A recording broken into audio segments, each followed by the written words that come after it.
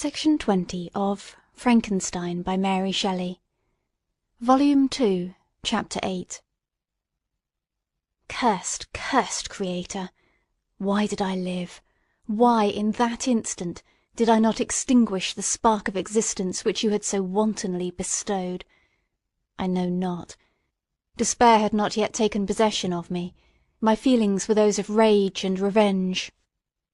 I could with pleasure have destroyed the cottage and its inhabitants, and have glutted myself with their shrieks and misery.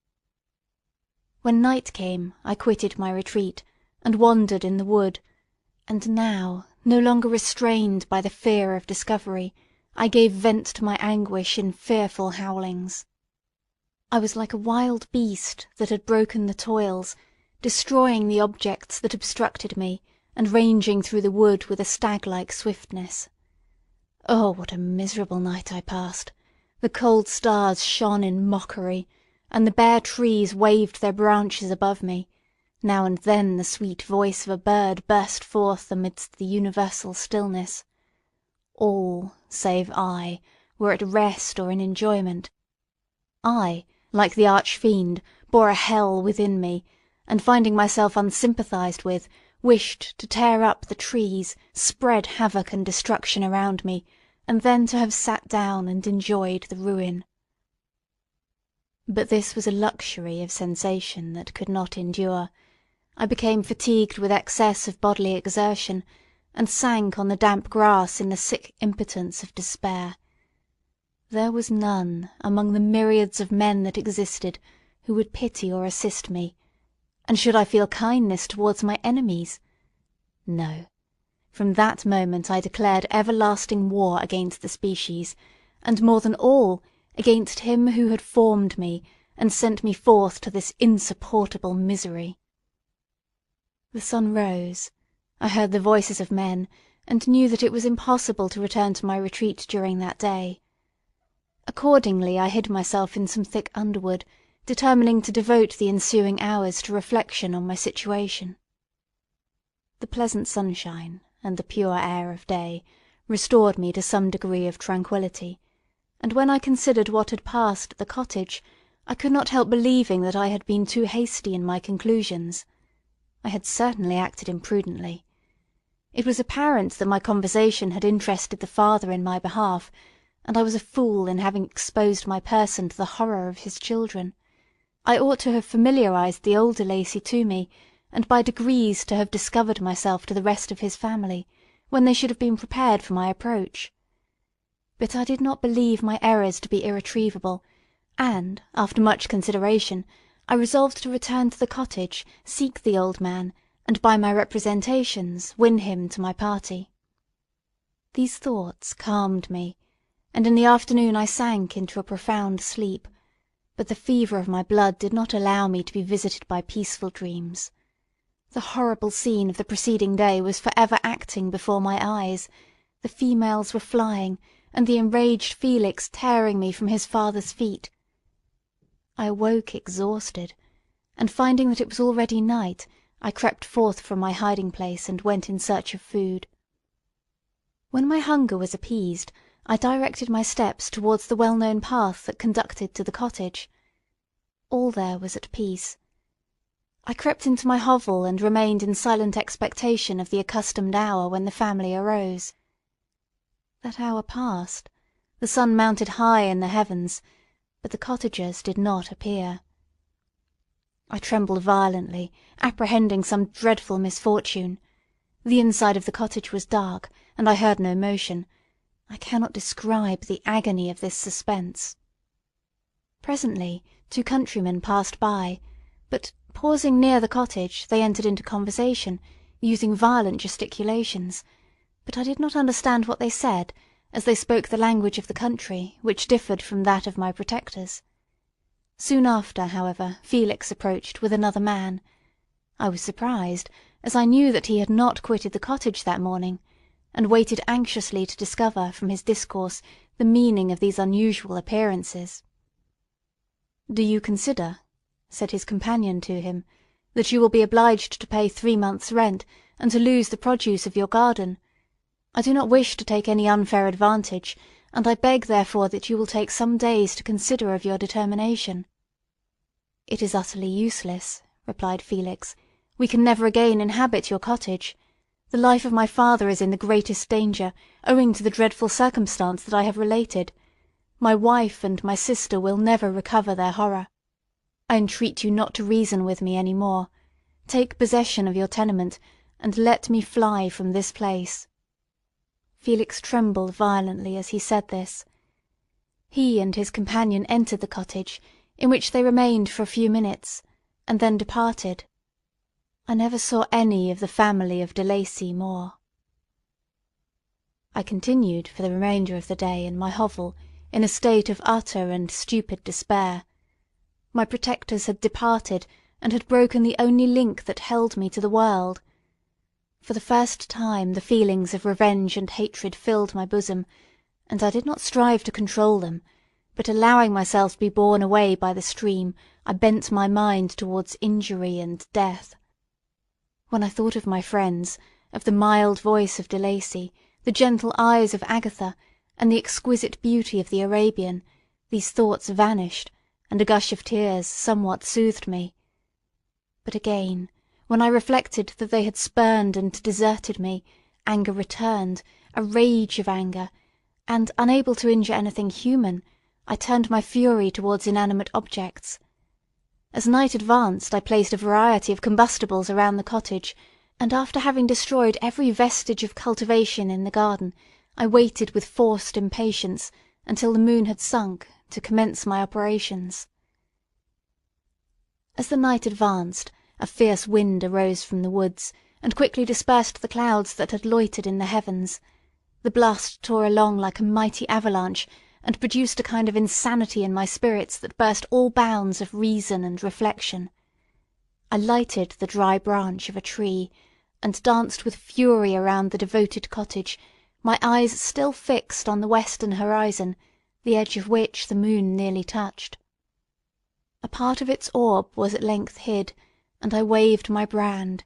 It sunk, and with a loud scream I fired the straw, and heath, and bushes which I had collected. The wind fanned the fire, and the cottage was quickly enveloped by the flames, which clung to it and licked it with their forked and destroying tongues. As soon as I was convinced that no assistance could save any part of the habitation, I quitted the scene, and sought for refuge in the woods. And now, with the world before me, whither should I bend my steps? I resolved to fly far from the scene of my misfortunes, but to me, hated and despised, every country must be equally horrible. At length the thought of you crossed my mind. I learned from your papers that you were my father, my creator, and to whom could I apply with more fitness than to him who had given me life? Among the lessons that Felix had bestowed upon Safie, geography had not been omitted. I had learned from these the relative situations of the different countries of the earth. You had mentioned Geneva as the name of your native town, and towards this place I resolved to proceed. But how was I to direct myself? I knew that I must travel in a south-westerly direction to reach my destination, but the sun was my only guide. I did not know the names of the towns that I was to pass through, nor could I ask information from a single human being, but I did not despair. From you only could I hope for succour, although towards you I felt no sentiment but that of hatred. Unfeeling, heartless creator, you had endowed me with perceptions and passions, and then cast me abroad an object for the scorn and horror of mankind. But on you only had I any claim for pity and redress, and from you I determined to seek that justice which I vainly attempted to gain from any other being that wore the human form. My travels were long, and the sufferings I endured intense. It was late in autumn when I quitted the district where I had so long resided. I travelled only at night, fearful of encountering the visage of a human being. Nature decayed around me, and the sun became heatless. Rain and snow poured around me, mighty rivers were frozen, the surface of the earth was hard and chill and bare, and I found no shelter. O earth, How often did I imprecate curses on the cause of my being, the mildness of my nature had fled, and all within me was turned to gall and bitterness. The nearer I approached to your habitation, the more deeply did I feel the spirit of revenge enkindled in my heart. Snow fell, and the waters were hardened, but I rested not. A few incidents now and then directed me, and I possessed a map of the country, but I often wandered wide from my path. The agony of my feelings allowed me no respite. No incident occurred from which my rage and misery could not extract its food, but a circumstance that happened, when I arrived on the confines of Switzerland, when the sun had recovered its warmth, and the earth again began to look green, confirmed in an especial manner the bitterness and horror of my feelings. I generally rested during the day, and travelled only when I was secured by night from the view of man. One morning, however, finding that my path lay through a deep wood, I ventured to continue my journey after the sun had risen. The day, which was one of the first of spring, cheered even me by the loveliness of its sunshine and the balminess of the air. I felt emotions of gentleness and pleasure that had long appeared dead revive within me. Half surprised by the novelty of these sensations, I allowed myself to be borne away by them, and, forgetting my solitude and deformity, dared to be happy. Soft tears again bedewed my cheeks, and I even raised my humid eyes with thankfulness towards the blessed sun which bestowed such joy upon me. I continued to wind among the paths of the wood until I came to its boundary, which was skirted by a deep and rapid river, into which many of the trees bent their branches, now budding with the fresh spring. Here I paused, not exactly knowing what path to pursue, when I heard the sound of voices that induced me to conceal myself under the shade of a cypress. I was scarcely hid, when a young girl came running towards the spot where I was concealed, laughing, as if she ran from someone in sport. She continued her course along the precipitous sides of the river, when suddenly her foot slipped, and she fell into the rapid stream. I rushed from my hiding place, and with extreme labour, from the force of the current, saved her and dragged her to shore. She was senseless, and I endeavoured by every means in my power to restore animation, when I was suddenly interrupted by the approach of a rustic, who was probably the person from whom she had playfully fled. On seeing me, he darted towards me, and tearing the girl from my arms, hastened towards the deeper parts of the wood. I followed speedily, hardly knew why, but when the man saw me draw near, he aimed a gun which he carried at my body, and fired. I sunk to the ground, and my injurer, with increased swiftness, escaped into the wood. This was then the reward of my benevolence. I had saved a human being from destruction, and as a recompense I now writhed under the miserable pain of a wound which shattered the flesh and bone. The feelings of kindness and gentleness which I had entertained but a few moments before gave place to hellish rage and gnashing of teeth. Inflamed by pain, I vowed eternal hatred and vengeance to all mankind. But the agony of my wound overcame me, my pulses paused, and I fainted. For some weeks I led a miserable life in the woods, endeavouring to cure the wound which I had received. The ball had entered my shoulder, and I knew not whether it had remained there or passed through. At any rate I had no means of extracting it. My sufferings were augmented also by the oppressive sense of the injustice and ingratitude of their infliction. My daily vows rose for revenge, a deep and deadly revenge, such as would alone compensate for the outrages and anguish I had endured. After some weeks my wound healed, and I continued my journey. The labours I endured were no longer to be alleviated by the bright sun or gentle breezes of spring. All joy was but a mockery, which insulted my desolate state, and made me feel more painfully that I was not made for the enjoyment of pleasure. But my toils now drew near a close, and 2 months from this time I reached the environs of Geneva. It was evening when I arrived, and I retired to a hiding place among the fields that surround it, to meditate in what manner I should apply to you. I was oppressed by fatigue and hunger, and far too unhappy to enjoy the gentle breezes of evening, or the prospect of the sun setting behind the stupendous mountains of Jura. At this time a slight sleep relieved me from the pain of reflection, which was disturbed by the approach of a beautiful child, who came running into the recess I had chosen with all the sportiveness of infancy.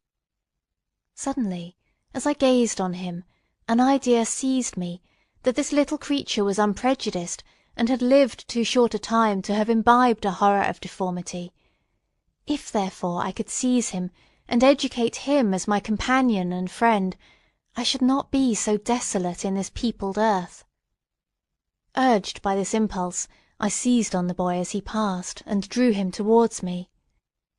As soon as he beheld my form, he placed his hands before his eyes, and uttered a shrill scream. I drew his hand forcibly from his face, and said, "Child, what is the meaning of this? I do not intend to hurt you. Listen to me." He struggled violently. "Let me go," he cried. "Monster! Ugly wretch! You wish to eat me and tear me to pieces. You are an ogre. Let me go, or I will tell my papa." "Boy, you will never see your father again. You must come with me." "Hideous monster! Let me go. My papa is a syndic. He is Monsieur Frankenstein. He would punish you. You dare not keep me." "Frankenstein! You belong then to my enemy. To him towards I have sworn eternal revenge. You shall be my first victim." The child still struggled, and loaded me with epithets which carried despair to my heart. I grasped his throat to silence him, and in a moment he lay dead at my feet. I gazed on my victim, and my heart swelled with exultation and hellish triumph. Clapping my hands, I exclaimed, "I too can create desolation. My enemy is not impregnable. This death will carry despair to him, and 1,000 other miseries shall torment and destroy him." As I fixed my eyes on the child, I saw something glittering on his breast. I took it. It was a portrait of a most lovely woman. In spite of malignity, it softened and attracted me. For a few moments I gazed with delight on her dark eyes, fringed by deep lashes, and her lovely lips, but presently my rage returned. I remembered that I was for ever deprived of the delights that such beautiful creatures could bestow, and that she whose resemblance I contemplated would, in regarding me, have changed that air of divine benignity to one expressive of disgust and affright. Can you wonder that such thoughts transported me with rage? I only wonder that at that moment, instead of venting my sensations in exclamations and agony, I did not rush among mankind and perish in the attempt to destroy them. While I was overcome by these feelings, I left the spot where I had committed the murder, and was seeking a more secluded hiding place, when I perceived a woman passing near me. She was young, not indeed so beautiful as her whose portrait I held, but of an agreeable aspect and blooming in the loveliness of youth and health. Here, I thought, is one of those whose smiles are bestowed on all but me. She shall not escape. Thanks to the lessons of Felix and the sanguinary laws of man, I have learned how to work mischief. I approached her unperceived, and placed the portrait securely in one of the folds of her dress.